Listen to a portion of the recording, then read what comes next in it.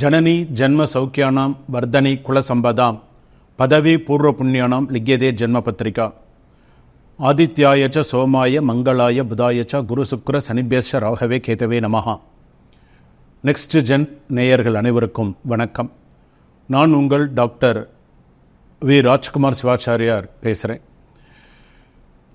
வருகின்ற கார்த்திகை மாத பலன்கள் எப்படி இருக்கும், 12 ராசி பலன்கள் எப்படி இருக்கும், கார்த்திகை மாதத்தில் என்னென்னலாம் நம்ம செய்யலாம், கார்த்திகை மாதத்தில் எதெல்லாம் உகந்தது அப்படிங்கிறத நம்ம பார்க்க போகிறோம். பொதுவாக கார்த்திகை மாத சிறப்பு அப்படிங்கிறது ஒன்று இருக்குது. ஒவ்வொரு மாதத்துக்கும் ஒவ்வொரு சிறப்பு இருக்குது.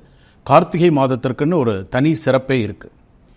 இருளை நீக்கி ஒளி தரும் மாதம் கார்த்திகை மாதம். வளமான வாழ்க்கையை தரக்கூடியது கார்த்திகை மாதம். அதே போல் இம்மாதம் முழுவதும் ஆலயம் சென்று வழிபட்டால் நமக்கு எல்லா நன்மைகளும் நமக்கு கிடைக்கும். ஒவ்வொரு விஷயமும் நம்ம பார்க்க போனால் இந்த கார்த்திகை மாதத்தில் பரணி தீபம் விசேஷமானது. அதே போல் திருக்கார்த்திகை தீபம் ரொம்ப விசேஷமானது. அது மட்டும் இல்லாது கார்த்திகை சோமவாரம் என்று சொல்லக்கூடிய எல்லா திங்கட்கிழமையும் சங்காபிஷேகம் மிகவும் சிறப்பானது. எல்லா சிவாலயங்களிலும் சங்காபிஷேகமானது சிறப்பான முறையில் நடக்கும். சரி, நம்ம அபிஷேகங்கள் எல்லாம் நம்ம கேள்விப்படுறோம். அது என்ன சங்காபிஷேகம், 108 சங்காபிஷேகம் பண்ணுறாங்க, 1008 சங்காபிஷேகம்லாம் பண்ணுறாங்களே, இதோடைய மகத்துவம் என்ன? இதோடைய மகத்துவம்னு ஒன்று இருக்குது இந்த சங்காபிஷேகத்துக்கு அப்படின்னு. அதாவது இந்த சங்கு அப்படிங்கிறது ஒரு மனிதனுடைய வாழ்க்கையில் 3 முறை வந்துட்டு போகிறது. ஒரு மனிதனுடைய சராசரி மனிதனுடைய வாழ்க்கையில் முதல் சங்கு அப்படிங்கிறது குழந்தைக்கு பால் கொடுக்குறாங்க இல்லையா, அதான் முதல் சங்கு, குழந்தைக்கு பால் கொடுக்கறது அப்படிங்கிறது. இடைச்சங்கு அப்படிங்கிறது ஒன்று உண்டு. ஒரு காலத்தில் பார்த்தீங்கன்னா கல்யாணத்தில் சங்கு ஊதுற பழக்கங்கள் உண்டு. ஒரு காலத்தில் இப்போ இல்லை, ஆனால் ஒரு காலத்தில் இருந்த இடைச்சங்கு அப்படின்னு சொல்லுவாங்க. கடைச்சங்கு அப்படிங்கிறது ஒன்று உண்டு. அது உங்களுக்கே தெரியும். கடைச்சங்குன்னு என்ன, கடைசியாக ஊதுறது கடைச்சா. அப்போ ஒரு மனிதனுடைய வாழ்க்கையில் இந்த சங்காகப்பட்டது 3 முறை வருகிறது. அப்போ இந்த சங்கு அப்படிங்கும்போது இடம்புரி சங்கு இருக்குது, வலம்புரி சங்கு இருக்குது. இந்த வலம்புரி சங்கு இடம்புரி சங்குனால 108 சங்குனாலையும் 1008 சங்குனாலையும் வில்வ சுவாமிக்கு பார்த்தீங்கன்னா சங்காபிஷேகமானது பண்ணுவாங்க, ஹோமங்கள்லாம் பண்ணி. அதே போல் 108 அந்த தீர்த்தம் இருக்குது பார்த்திங்கன்னா, அந்த தீர்த்தம் அவ்வளோ விசேஷமான தீர்த்தம். ஒவ்வொரு சங்குலையும் பார்த்திங்க அப்படின்னு சொன்னால் ஒரு ₹1 காயின், ஒரு தர்பை, ஒரு மா இலை, ஒரு பூ, சந்தன குங்குமம் வைத்து அது முறையாக அது சிவலிங்கம் மாதிரி அடுக்குவாங்க. அழகாக இருக்குது. அதுக்கு பூஜைகள்லாம் செய்து, ஆவாகன பூஜைகள்லாம் செய்து ரொம்ப சிறப்பான முறையில் அந்த சங்காபிஷேகமானது நடைபெறும். அந்த சங்காபிஷேகம் பார்த்தாலோ, அந்த சங்காபிஷேக தீர்த்தம் நமக்கு கிடைச்சாலோ மிகப்பெரிய புண்ணியம் நமக்கு. இதெல்லாம் கார்த்திகை மாதத்தில் மட்டுமே வரக்கூடியது. கார்த்திகை சோமவாரம் என்று சொல்லக்கூடிய எல்லா சோமவாரமுமே விரதம் இருப்பாங்க. சில பேர் கார்த்திகை சோமவார விரதம் இருக்கிறது உண்டு. அந்த சோமவாரம் அப்படிங்கிறது அவ்வளோ ஒரு விசேஷமானது, அதி உன்னதமானது அப்படின்னு சொல்லுவாங்க. அதே போல் சிவலிங்கத்திற்கு, நீங்கள் வீட்டில் வைத்திருக்கக்கூடிய சிவலிங்கமாக இருக்கட்டும், நீங்கள் ஆலயத்திற்கு கொண்டு சிவாலயமாக இருக்கட்டும், அந்த சிவாலயத்தில் போய் நீங்கள் நினச்சது நடக்கணும் அப்படின்னு சொன்னால் இந்த கார்த்திகை மாதத்தில் சோமவாரத்தில் சிவலிங்கத்துக்கு நீங்கள் பார்த்தீங்கன்னா நெய் அபிஷேகம் செய்து மறிக்கொழுந்தினால் அர்ச்சனை செய்தால் நீங்கள் நினச்சது உங்களுக்கு கண்டிப்பாக நடக்கும். நீங்கள் செஞ்சு பாருங்கள், அதுக்கப்புறம் நீங்களே சொல்லுவீங்க. ஏன்னா அந்த அளவுக்கு அதுக்கு ஒரு பிரசித்தி பெற்றது. நெய்யினால் அபிஷேகம் பண்ணணும், மறிக்கொழுந்தினால சுவாமிக்கு அர்ச்சனை பண்ணணும் இந்த கார்த்திகை மாதத்தில். அதுதான் அதில் விசேஷமானது. சரி, இப்போ அந்த கார்த்திகை மாதம்னு நம்ம சொல்கிறோம். விருச்சிக ராசியில் சூரியன் சஞ்சரிக்கும் மாதம் கார்த்திகை மாதம். அதே போல் பார்த்திங்கன்னா இதனால் என்னென்ன சேர்க்கை, மன சேர்க்கை, உடல் சேர்க்கை, கர்ப்பதானம் போன்றதுலாம் பிரச்சனைகள் இல்லாமல் இருக்கும். முக்கியமாக கார்த்திகை மாதம் அப்படின்னு சொல்கிறது பார்த்திங்கன்னா திருமணத்திற்கு உகந்த மாதம் அப்படின்னு சொல்லுவாங்க. அதே போல் கார்த்திகை மாதத்தில் விளக்கு தானம் கொடுத்தால் ஜாதகத்தில் இருக்கக்கூடிய பிரம்மஹத்தி தோஷம் விலகும். அதுதான் இந்த கார்த்திகை மாதத்துடைய மிகச்சிறந்த சிறப்பு. கன்னிராசி நேயர்களே, உங்களுக்கு கார்த்திகை மாதம் எப்படி இருக்கும், நீங்கள் என்னென்னலாம் பண்ணலாம், எப்படி இருக்கும் உங்களுக்கு? பொதுவாக பார்த்தீங்க அப்படின்னு சொன்னால் எங்கும் வெற்றி எதிலும் வெற்றி அப்படிங்கிற மாதிரி தான் இருந்தது சில விஷயங்கள் எல்லாமே. ஆனால் இப்போ ரொம்ப கவனமாக இருக்க வேண்டிய காலம் இது. இனிமேல் வரக்கூடிய காலகட்டங்கள்லாம் கன்னிராசி எவ்வளோ கவனமாக இருக்கீங்களோ அவ்வளோக்கு நல்லது. லக்னத்தில் கேது, அதே போல் பார்த்திங்க அப்படின்னு சொன்னால் 3ல் சூரியன் புதன் வருது. ஸோ ரொம்ப கவனமாக இருக்க வேண்டிய சூழ்நிலை. சில நாள் பார்த்திங்க அப்படின்னு சொன்னால் இந்த கார்த்திகை மாதத்தில் சில நாட்கள் பார்த்திங்கன்னா எப்படி இருக்கும் அப்படின்னு சொன்னால் நீங்கள் விளையாட்டாக பேசுகிறது கூட வந்து பார்த்திங்கன்னா விபரீதத்தில் போய் முடியும். அதனால் விளையாட்டாக கூட பேசாதீங்க, சரிங்களா? கவனத்தோடு இருங்க, கவனத்தோடு பேசுங்க. அதே போல் எதிர்பாராத செலவுகள், கை இருப்புக்கள் குறையும். பேங்க் சேவிங்ஸில் பணம் இருக்குது அப்படின்னு சொன்னால் கொஞ்சம் கொஞ்சமாக குறைய ஆரம்பித்தோம். ஸோ ரொம்ப எதிர்பாராத செலவுகள், ஸோ ரொம்ப அது சுப செலவாகவும் இருக்கலாம், அது முக்கியமாக போய் தான் ஆகணும், வேறு வழி இல்லை அப்படின்னு சொல்கிற அசுப செலவாகவும் இருக்கலாம். ஸோ கவனத்தோடு இருக்கணும். அதே போல் வந்து பார்த்திங்க அப்படின்னு சொன்னால் சில விஷயங்களில் ஆர்வம் காட்டுவீங்க. சில விஷயங்கள் அப்படின்னு சொல்லும்போது அது விளையாட்டு விஷயமா இருக்கலாம். அதே போல் வந்து பார்த்திங்கன்னா தொழிலில் வந்து பார்த்திங்கன்னா ஒரு ஆர்வமாக இருப்பீங்க, அடுத்து செய்கிறதுக்கு ஏதாவது சில விஷயத்தில் ஆர்வம் காட்டுவீங்க.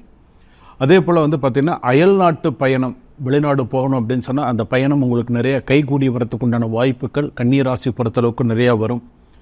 வேலையாட்கள் ஒத்துழைப்போடு செயல்படுவார்கள். வேலையாட்கள்லாம் நல்ல ஒத்துழைப்போடு நீங்கள் எதிர்பார்க்கக்கூடிய அளவுக்கு வேலைகள்லாம் செய்வாங்க. அதிகார பதவியில் இருப்பவர்களுடைய ஒத்துழைப்பு அதிகமாக கிடைக்கும். அதே போல் வந்து பார்த்திங்கன்னா கடன் சார்ந்த பிரச்சனைகள் கொஞ்சம் கொஞ்சமாக குறையும். ஆனாலும் எச்சரிக்கையாக இருங்க. குறையுது அப்படிங்கிறதுக்கோசரம் கடன் வாங்க வேண்டாம், குறையுது அப்படின்னு கொஞ்சம் கவனத்தோடு இருக்கிறது நல்லது. அதே போல் வந்து பார்த்திங்கன்னா கேதுவில் கேது வந்து பார்த்திங்கன்னா ஜென்ம ராசியில் இருக்கார். ஜென்ம ராசியில் இருக்கிறதுனால சிந்தனை போக்கில் அனுபவம் வெளிப்படும். ஸோ ரொம்ப சில விஷயங்களில் வந்து பார்த்திங்கன்னா எச்சரிக்கையாக இருக்கணும். முக்கியமாக வந்து பார்த்திங்கன்னா வேலை விஷயத்தில் ரொம்ப எச்சரிக்கையாக இருக்கணும். சில பேருக்கு வேலை போகிறதுக்கு வாய்ப்பு நிறையா இருக்குது. வேலையை விட்டு எடுத்துருவாங்க, இல்லைன்னா வேலையிலேருந்து போகிறதுக்கு உண்டான வாய்ப்பு, வேலை மாறுறதுக்கான வாய்ப்பு இது கண்டிப்பாக உண்டு. கன்னிராசி பொறுத்தளவுக்கு கார்த்திகை மாதத்தில் முடிந்த அளவுக்கு கன்னிராசிக்காரங்க சபரிமலைக்கு போயிட்டு வர்றது, கார்த்திகை மாதத்தில் மாலை போட்டு போயிட்டு வர்றது ஒரு வச்சுக்கோங்க, மைண்டில் வச்சுக்கோங்க. போயிட்டு வாங்க, போயிட்டு வந்தீங்கன்னா நல்லது நடக்கும். அதே போல் திருமணம் சம்மந்தப்பட்டது கூடி வரும். திருமணம் சம்மந்தப்பட்ட பேச்சு வார்த்தைகள் பேசலாம். இரண்டாவது திருமணத்தை எதிர்பார்த்திருக்கிறவர்களுக்கு பேசி முடிக்கலாம். அதே போல் கோர்ட்டு கேஸ் விவகாரங்கள் இனிமேல் தான் வரப்போகிறது. கோர்ட்டு கேஸ் எல்லாம் வந்து இனிமேல் தான் நீங்கள் சக்ஸஸ்ஃபுல்லாக சில விஷயங்கள்லாம் கொண்டு போகணும். இவ்வளோ நாள் இல்லாமல் இருந்திருக்கலாம், ஏற்கனவே இருந்ததும் நிலுவையில் இருக்கும், இனிமேல் புதிதாகவும் வரும். ஸோ நீங்கள் கவனத்தோடு எச்சரிக்கையோடு நடந்துக்கிறது நல்லது. எந்த விஷயத்தில் எச்சரிக்கையாக இருக்கணுமோ அதில் ரொம்ப கவனத்தோடு சில விஷயங்கள் செயல்படுறது நல்லது. அரசாங்க வழி உதவிகள் கிடைக்கும். அரசாங்கத்தில் ஏதாவது ஒரு உதவி கேட்குறீங்கன்னா அது கிடைக்கிறதுக்குள்ள வாய்ப்புகள் இருக்கும். அரசாங்க உத்தியோகம் எதிர்பார்த்திருந்தவர்களுக்கு உத்தியோகம் கிட்ட வந்து நல்லா முடிகிற அளவுக்கு சக்ஸஸ்ஃபுல்லாக இருக்கும். விவசாயம் சார்ந்தவர்களுக்கு ஓரளவுக்கு சக்ஸஸ்ஃபுல்லான சில நல்ல செய்திகள் இருக்கும். கணவன் மனைவி பிரிந்திருப்பாங்க, என சில மனசஞ்சலங்களால் பிரிந்து செல்லக்கூடிய ஒரு சூழ்நிலை கண்டிப்பாக அந்த ஒரு நிகழ்வு உண்டு இருக்கும். ஸோ கவனமாக கணவன் மனைவி அப்படிங்கிறது அந்த ஒரு விஷயம் இருக்குது. யாராவது ஒருத்தர் விட்டு கொடுத்து போகணும், இல்லைன்னா அந்த கார்த்திகை மாதத்தில் அந்த பிரிந்து செல்லக்கூடிய ஒரு சூழ்நிலைகள் வரும். அது மனசு ரொம்ப கனமாகவே இருக்கும் கன்னியாராசிக்கு. அதுவும் பெண்களாக இருந்தால் ரொம்பவே இதாக இருக்கும். என்னடா அது நம்ம செய்யாத தவறுக்கு நம்ம இந்த மாதிரி இருக்கோமே அப்படிங்கிற மாதிரியான சில சூழ்நிலைகள் இருக்கும். கவனமாக இருங்க. கணவன் மனைவிக்குள்ளே நிறைய கருத்து வேறுபாடுகள் நிறையா வரும். சின்ன சின்ன மிஸ் அண்டர்ஸ்டாண்டிங்ஸு, சின்ன சின்ன விஷயங்கள் எல்லாமே நிறைய, இந்த சின்ன விஷயம்தான் பெரிய விஷயமாக வரும். ஸோ கவனத்தோடு இருங்க. மாணவ மாணவிகள் படிப்பில் எக்ஸ்ட்ராவாக படிக்கிறதுக்கு எக்ஸ்ட்ராவாக ஆக்டிவிட்டி எடுத்து படிக்கணும், எக்ஸ்ட்ராவாக டைம் எடுத்து படிக்கணும், அப்போ தான் அது முடியும். பெண்களுக்கு அப்படின்னு சொல்ல வேண்டிய ஒரு விஷயம் வந்து என்ன அப்படின்னு கேட்டிங்கன்னா, கூடியமான வரைக்கும் கருப்பு, சிகப்பு, நீலம் அவாய்ட் பண்ணுங்கள்.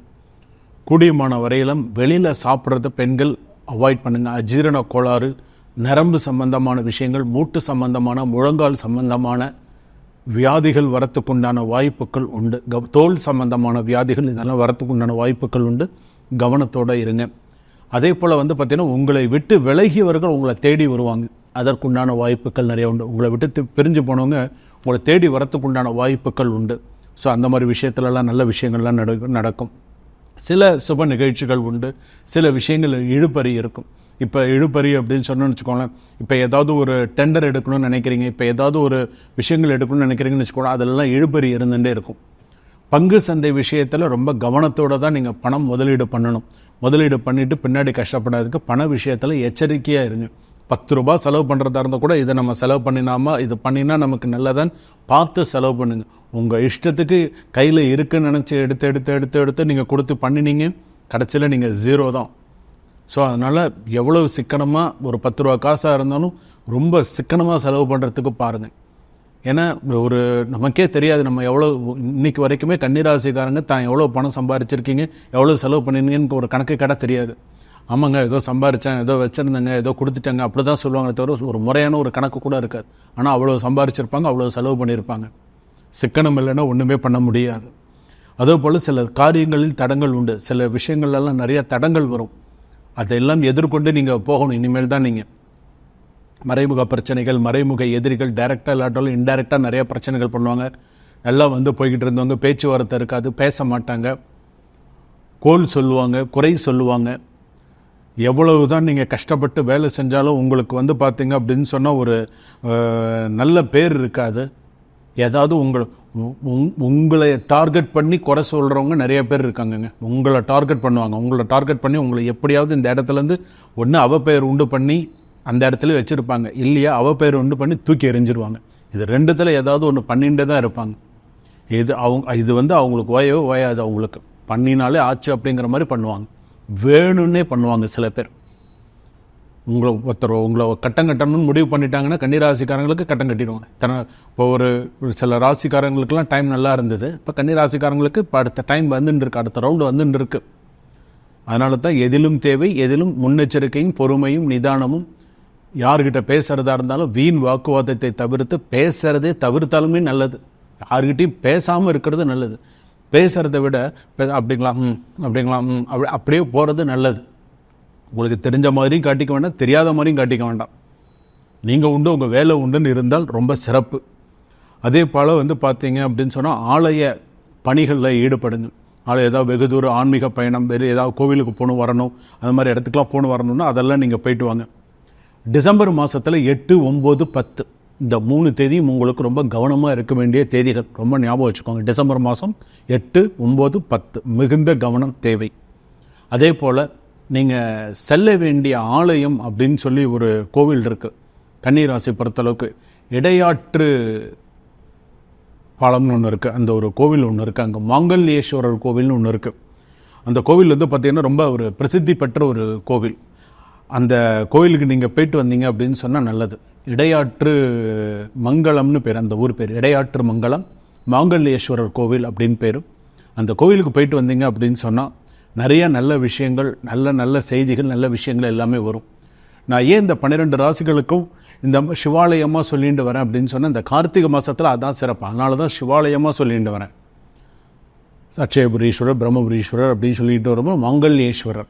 ஏன் இந்த மாங்கல்யேஸ்வரர் சொல்கிறேன்னு, திருமணத்திற்கெல்லாம் உகந்த ஒரு கோவில் கன்னியா ராசிக்கு. சரிங்களா? சுபம். பொது பலன்கள் இது பார்த்தீங்க அப்படின்னு சொன்னால் முழுக்க பொது பலன்கள். சில பேருக்கு பார்த்தீங்கன்னா 100% ஒத்து போயிடும், சில பேருக்கு 70% ஒத்து போகும், சில பேருக்கு 50% ஒத்து போயிடும் இந்த ஜாதகம் அப்படிங்கிறது, பொது பலன் அப்படிங்கிறது. ஆனால் உங்களுடைய சுய ஜாதகத்தில் கிரகங்கள் எப்படி இருக்கோ, என்ன தசாபுக்தி நடக்கிறதோ, சில பேருக்கு சூரிய தசை நடக்கும், சில பேருக்கு ராகு தசை நடக்கும், சில பேருக்கு சனி தசை நடக்கும், சில பேருக்கு சுக்கிர தசை நடக்கும். உங்களுடைய சுய ஜாதகத்தில் கிரகங்கள் எந்த அமைப்பில் இருக்கோ அதை வைத்து தான் பார்த்தீங்கன்னா அந்த பலாபலன்கள் அப்படிங்கிறது மாறுபடும்.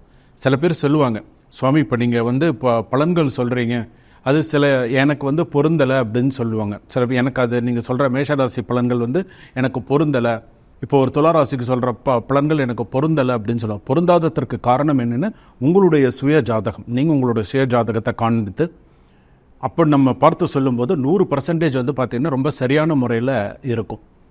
ஏன்னா தசாபுக்தி இருக்குது, தசாபுக்திலேயே அந்தரம் இருக்குது. அதே போல் இப்போ உங்களுக்கு எந்தெந்த கிரகம் நீச்சமாக இருக்குது, எந்தெந்த கிரகம் உச்சமாக இருக்குது, உங்கள் ராசிப்படி எப்படி இருக்கும், எல்லாமே உங்களுடைய ஜாதகத்தை பார்த்தால் நம்ம சொல்ல முடியும்.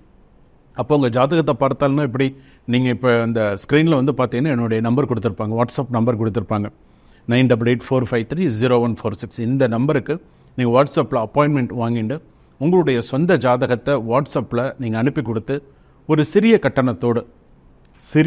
மிக சிறிய கட்டணத்தோடு நீங்கள் உங்கள் ஜாதகத்தை பற்றி முழுக்க தெரிஞ்சுக்கலாம். உங்களுடைய எல்லா விஷயம், நீங்கள் ஏதாவது கேள்விகள் கேட்கணுன்னாலும் கேட்கலாம். சுவாமி என் ஜாதகத்தில் வேலையை பற்றி கேட்கணும், என் ஜாதகத்தில் குழந்தைகளை பற்றி கேட்கணும், என் ஜாதகத்தில் திருமணத்தை பற்றி கேட்கணும், நான் பிஸ்னஸ் பண்ணலாமா, ஷேர் மார்க்கெட்டு, லேண்ட் வாங்கலாமா, என்ன ஒரு விஷயமா இருந்தாலும் சரி உங்களுடைய சுய ஜாதகத்தை காண்பித்து நீங்கள் கேட்கலாம்.